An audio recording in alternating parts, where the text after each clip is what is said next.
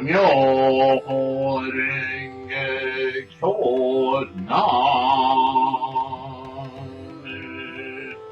Myoho-renge Kyo.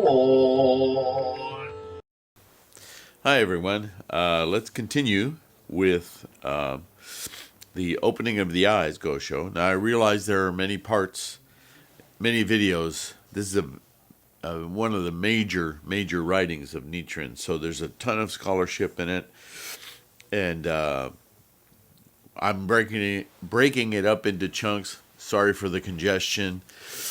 It's that time of the year. I suppose all the pollen's out, and I know all of you are dealing with COVID-19 and trying to self-isolate, and I wish you all well and good health. Please stay safe out there. Namu Myoho Renge Kyo. But there is, in each chunk, in each video, there's going to be some very good information to expand your experience of your Buddha mind, your experience of the Daimoku, and the depths to which you will understand your own experience of enlightenment. Okay? So here we go. The second admonition concerns the fact that the Dragon King's daughter attained Buddhahood. This is, again, he's alliterating the teachings from Shakyamuni about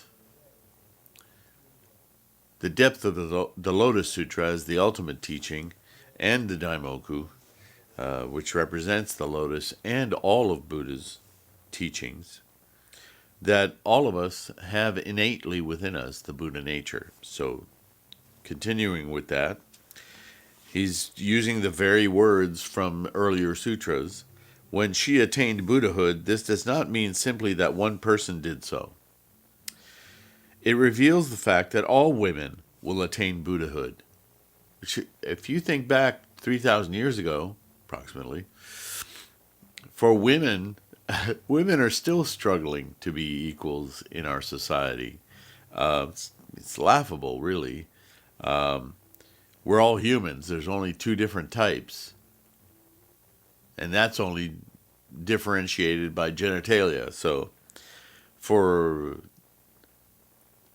women, or the colors of your skin to be defining you as something other than or less than, how ridiculous is that? And we're still dealing with it. In the time of Shakyamuni Buddha, to suggest that people were equal, especially women, people wanted to kill him for that. So here it is in Shakyamuni's own words, right? In the various Hinayana Sutras, the early teachings, that were preached before the Lotus Sutra, it is denied that women can ever attain Buddhahood because they're women. They're soiled little creatures, right? That are men's play toys. Even in early Mahayana teaching, why is that? Because those are provisional teachings. Because those are teachings that Shakyamuni deigned to address people with what they knew, their local environment. In order to bring them to greater understanding, he had to relate to them first. So it's not because Buddha or Shakyamuni or any Buddhist is promoting that women are lesser. What he's saying is that an expedient means of teaching people was to take them from where they knew they were to places in their mind where they didn't know they could reach. So Nichiren is pointing out that even in the early teachings of Buddhism, women could never attain Buddhahood. But that wasn't because it was the truth. That was because it was the popular knowledge, and it was being used to include people into the conversation so that they could build greater depth of understanding about life. So you have to start somewhere, right? You can't just drop the bomb on people with information and expect them to go, oh, okay. Yeah, there's a lot of resistance, right? So this is something that's in the early teachings still very prevalent. This is why they're called the lesser teachings, because They are only provisional. They only get you to the next step. We don't need that today. We're very sophisticated people. We can tell you women are no different from men in their ability to be enlightened, to awaken fully, to be Buddha. Hope so. I hope that you're not stuck in that ancient mindset. In the Mahayana Sutras, other than the Lotus Sutra, it would appear that women can attain Buddhahood or be reborn in the Pure Land. In some cases, reborn as men in this life, so that they then could attain Buddhahood. That's, I think, even part of the Lotus Sutra, still using that example. But they may do so only after they have changed into some other form. There you go. It is not the kind of immediate attainment of Buddhahood that is based on the doctrine of the 3,000 realms in a single moment of life. Thus, and that's from Jindai, thus it is an attainment of Buddhahood or rebirth in the Pure Land in name only and not in reality. In other words, it's a theoretical teaching, right? The Dragon King's daughter represents, quote, one example that stands for all the rest, end quote. When the Dragon King's daughter attained Buddhahood, it opened up the way to attaining Buddhahood for all women of latter ages. Ages being epochs in time, right? Not how old she was. Confucianism preaches filial piety and care for one's parents. But it is limited to this present life. It provides no way for one to assist one's parents in their future lives, and the Confucian sages and worthies are therefore sages and worthies in name only, not in reality. Brahmanism, though it recognizes the existence of past and future lives, similarly offers no means to assist one's parents to a better life in the future. Now, I've talked about this past and future thing before. What we're essentially saying here is that your parents today are of a certain mind, but your own practice to attain your clarity, your Buddha mind, actually affects your parents' view of the world and their clarity in this life. But lives here are taught in the perspective of life in each moment. So in their next moments, they will be more enlightened or awakened. But in the Hinayana and Mahayana sutras preached before the Lotus Sutra, and in the schools based on these sutras, to gain the way even for oneself is impossible. One can hardly hope to do anything for one's parents either. Now, I have to point this out again. What he's essentially saying here is that prior to the Lotus Sutra, and you can study other forms of Buddhism, whether you include them all in Hinayana or not, he's saying even earlier Mahayana teachings and derivations of those teachings, like Zen is not truly, it's based on some Mahayana, but also some outside teachings, outside of Shakyamuni's teachings. So Zen got very popular because it satisfied contemporary culture at the time. But even in any of these, the True Word School or the Pure Land School, any of these other schools of Mahayana Buddhism, the idea of enlightenment is something that comes after you leave this life, after you die, another life beyond this life. Which is false. It's a false teachings. It is not what was meant by Shakyamuni's teachings. It was provisionally true because that's what people could grapple with. The idea that there would be another life after this one, because certainly I can't be enlightened in this life. Look at me. I'm a slovenly blah, blah, blah, whatever. I'm stuck in this life. But this isn't the core of Buddhist teachings. It's not until the Lotus Sutra in the 15th chapter, when the lifespan of the Tathagata chapter, whichever chapter that is, that in some instances 16th. Anyway, that we discovered that Buddhism, Buddhahood, is not something that happens as a result of changing form. It is something you experience in this life. Buddhism is a teaching about how to live this life well, and that is enlightenment in this life. Buddhahood is something we all innately have already. We're born of it, if you will, in this life. So a next life is just a next moment within this experience. This life is it. This human experience is it. There is no other. So, though the text of these sutras may say, quote, that they can bring about enlightenment, in reality, that is not the case. Because they talk about bringing about enlightenment once they leave this earthly form. And that's not correct. Attachment to this earthly form, that's more correct. Because just as everything we experience in our lifetime is an attachment to this earthly form, samsara by definition,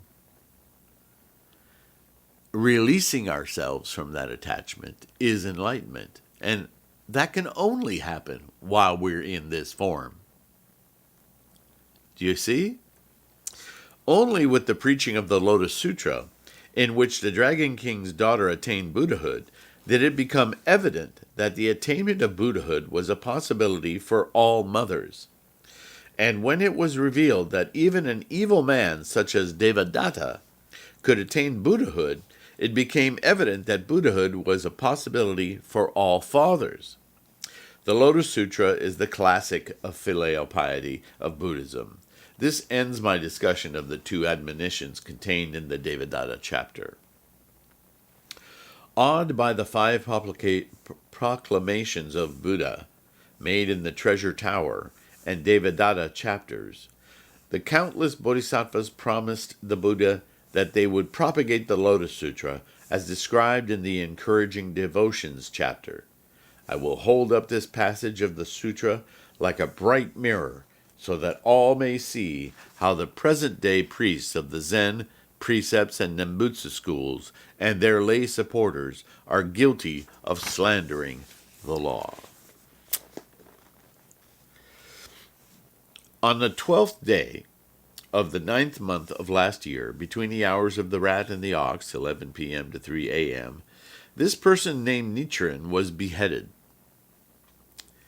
It is his heart that has come to this island of Sado, and in the 2nd month of the following year, snowbound, is writing this to send to his close disciples.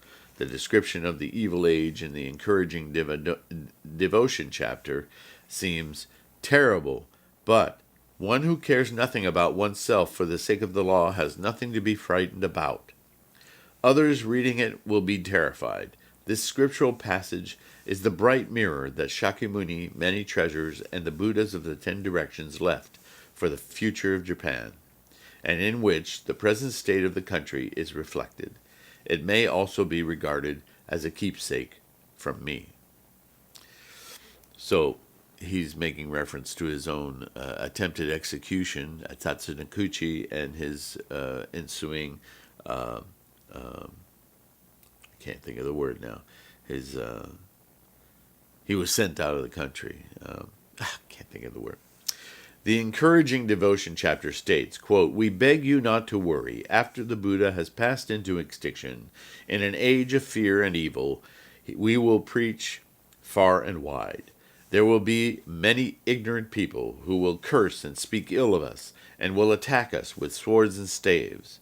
But we will endure all of these things. In that evil age there will be monks with perverse wisdom and hearts that are fawning and crooked, who will suppose they have attained what they have not attained, being proud and boastful in heart. Or they will be forest-dwelling monks, wearing clothes of patched rags and living in retirement, who will claim they are practicing the true way, despising and looking down on all humankind. Greedy for profit and support, they will preach the law to white-robed laymen, and will be respected and revered by the world as though they were arhats who possess the 6 transcendental powers. These men, with evil in their hearts, constantly thinking of worldly affairs, will borrow the name of forest-dwelling monks and take delight in proclaiming our faults. Because in the midst of great assembly they consistently try to defame us, they will address the rulers, high ministers, brahmins, and householders, as well as the other monks, slandering and speaking evil of us, saying, quote, "These are men of perverted views, who preach non-Buddhist doctrines," end quote. In a muddied kalpa, in an evil age, where there will be many things to fear, evil demons will take possession of others, and through them curse, revile, and heap shame on us. The evil monks of that muddied age, failing to understand the Buddha's expedient means, how he preaches the law in accordance with what is appropriate, will confront us with foul language and angry frowns. Again and again, we will be banished. End quote. The 8 volumes of the annotations on the words and phrases of the Lotus Sutra comments as follows. Quote, "In this passage, 3 types of arrogance are cited. First, there is the section that exposes people of mistaken views. This represents the arrogance and presumption of lay people. Next, there is a section that exposes the arrogance and presumption of members of the Buddhist clergy. Third is a section that exposes the arrogance and presumption of those who pretend to be sages. Of these 3, the first can be endured. The second exceeds the first, and the third is the most formidable of all. This is because the second and third ones are increasingly harder to recognize for what they really are." End quote. The Dharma teacher, Chi Tu, writes in Tsung Chun, first, quote, "Regarding the verse section that begins with 'there will be many ignorant people,' the first part tells how the votaries of the Lotus Sutra must endure evils inflicted by the body, mouth, and mind of their opponents.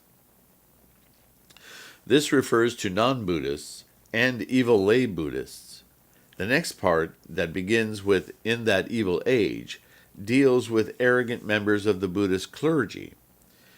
The third part, that begins 'or there will be forest-dwelling monks,' deals with members of the clergy who pretend to be sages and use their positions so that they can act as leaders of all the other evil people. And the same text goes on to say, quote, "The section that begins, 'because in the midst of the great assembly,' describes how these men will appeal to the government authorities, slandering the law and its practitioners." In the 9th volume of the Nirvana Sutra, we read, quote, "Good man, there are ichantigas," those incorrigible disbelief, right? Or persons of incorrigible disbelief. "They pretend to be arhats, living in deserted places and speaking slanderously of the correct and equal sutras of the great vehicle. When ordinary people see them, they all suppose that they are true arhats and speak of them as great bodhisattvas. It also says, quote, "At that time, this sutra will be widely propagated throughout Jambudvipa. In that age, there will be evil monks who will steal this sutra and divide it into many parts, losing the color, scent, and flavor of the correct teaching that it contains." You've heard me many times speak about not following the words, but following the meaning. This is directly from Shakyamuni. "These evil men will read and recite this sutra, but they will ignore and put aside the profound and vital principles that the Thus Come One has expounded in it, and replace them with ornate rhetoric and meaningless talk. They will tear off the first part of the sutra and stick it on at the end. Tear off the end and put it at the beginning. Put the end and the beginning in the middle, and the middle in the beginning or the end. You must understand that these evil monks are the companions of the devil." The 6th volume. Now, if you want to know more about the Lotus Sutra and what he's talking about, I have a whole series of videos. I think they're called the Lotus Sutra. There's a playlist called the Lotus Sutra. And I go through each and every chapter of the opening sutras, the Lotus Sutra itself, and a closing sutra, in the order provided to us by Nichiren. And I go into it rather in depth in those. So again, everything is study in Buddhism, right? So as you read this opening of the Eye Sutra, you'll be, and please go ahead, pause the video or come back to it. If there's something in what I've just read where you go, wait a minute, I don't know enough about that, or I'm curious about what that means, go right ahead. That's the nature of study, okay? The sixth-volume Parinirvana Sutra states, quote, "There are also Ichantikas who resemble Arhats but who commit evil deeds.